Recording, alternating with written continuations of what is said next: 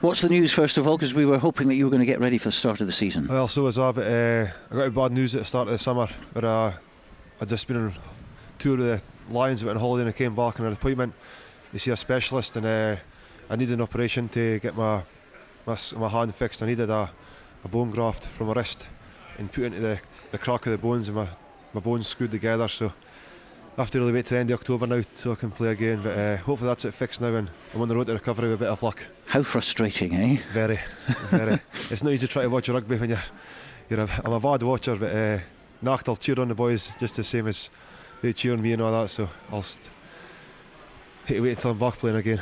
Now, interesting, of course, I've been talking to a lot of the guys down here and the backroom staff, etc., and they're all very apprehensive about this season. It's the famous second season that everyone talks about. Yes, it's, I think there's teams will know how to defend us or not, and we have to find ways to break the defences down. But if you look at the box we've got, I'm sure we can find hundreds of ways to break defences down. You've got Gav Craig, spot a gap, he'll go through it no problem. You've got Scott Henry, Lee Jones in the wings. They can run for miles, and you've got Fraser Harkness at full back who can burst a tackle anywhere.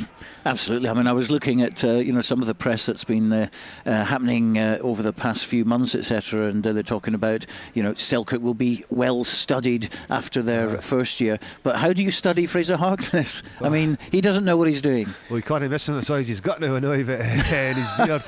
You said that, not me. Aye.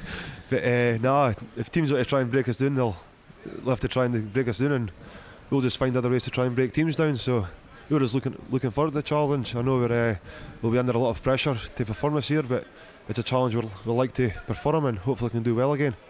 Now, of course, looking at the side, I mean, the back line is about as strong as it comes for Selkirk. I mean, Harkness, we've mentioned, Hendry and Jones on the wings. David Cassidy is back. Fabulous news there, because there was lots of talk about what he was going to do. St Boswell's he was linked to Jed Forrest as well. And, of course, it was at this corresponding match last year that he had that injury, which really kind of knocked him for six, literally. It was. Cass was a very important player in our team, and I hope he's put all his stories to bed now and let David go on with his rugby now, and hopefully he'll do the business with his kicking and all that again. So, and everyone knows how vital a goal kicker is, so he's a valuable player in our team, and it's good to have Cass back. Well, this time last year it was 6-0 to Selkirk, and that was a couple of David Cassidy penalties. So, but a really sterling defensive display from Selkirk back then. You might have to do the same today. I think that day was probably the best defensive performance we've ever put on that season. I think everybody just tackled their hearts out, and it's got to take that again today, because Burrenmuir are a big physical side, just watching them warm up there, and we have to combat that with some hard tackling and knocking them back. So I'm sure the boys will be up for it and ready for the challenge. Now, we've talked about the backs, apart from obviously Michael McVie, good to see him back at scrum half, and captain this season as well. Gavin Craig, number 10, so that's a very influential back line. But in the pack, it really has all changed. We've got Gordon Patterson and Rob Taylor playing prop, of course. They're used to it, but David Grieve has come in from Jed Forrest, and he's a pretty big guy himself. David's a stuffy guy. I seen him play last week against Haddon, and he gets to sell at the park quite well, and he's getting fit, so David will add a bit of size to our park too, and he can play prop too, so it's quite a versatile position for him, and it's always handy to have those kind of players going about. Sadly, no Eddie Gaucher, back to South Africa, visa problems there, but Rory Glenn is still there, and Rory seems to be like a fine wine. He's getting better with age, isn't he? Well, his training's not got a better age, but Rory's he's a bloody hardy player. Rory, he can for the size of him, he gets stuck in, and he never shrinks at the tackles and everything. He gives you 100% every week, and it's great to see Rory play on our season, and he really deserves it.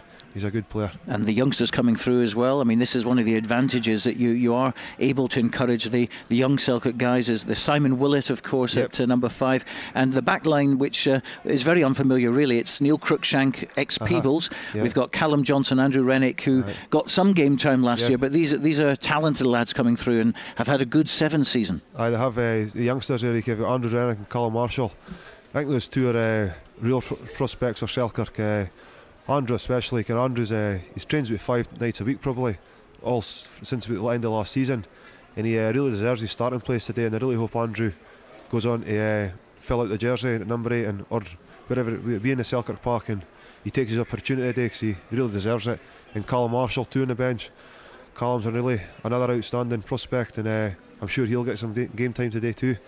And well, Neil Cruikshank in the back row. Neil's came down for Peebles, and Neil's quite a hardy player too. He's quite a he's got a big injury on him, so he'll do a lot of running and put a lot of tackles in and ball carrying, so it'll be good. Ross Nixon on the bench as well. Scott Tomlinson, the ever-present there. He'll be 33 next month. 33. Scott. He's wearing number 25 today, but that's the biggest jersey in the shop. I'll not comment on that. I think. They've got a good bench here with Nixon, Scott, Stuart Forrest too. Stuart can come on and do a good job.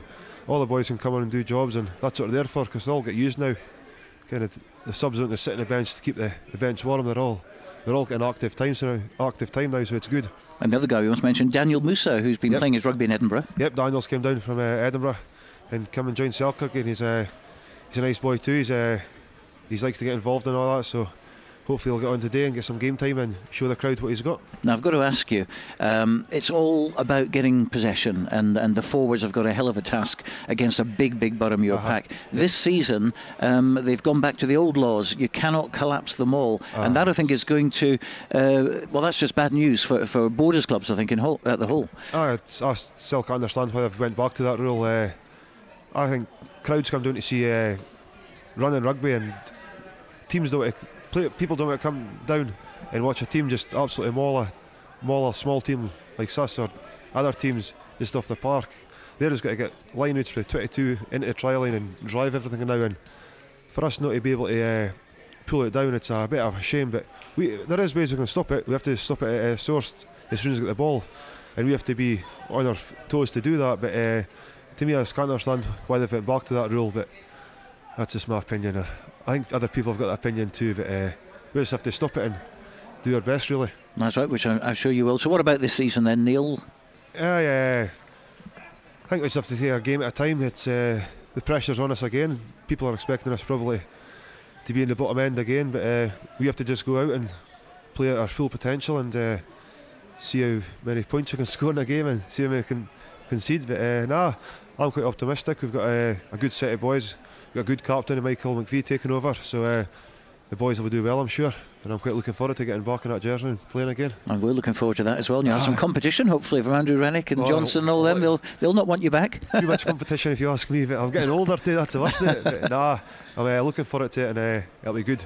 Just wish all the boys all the best.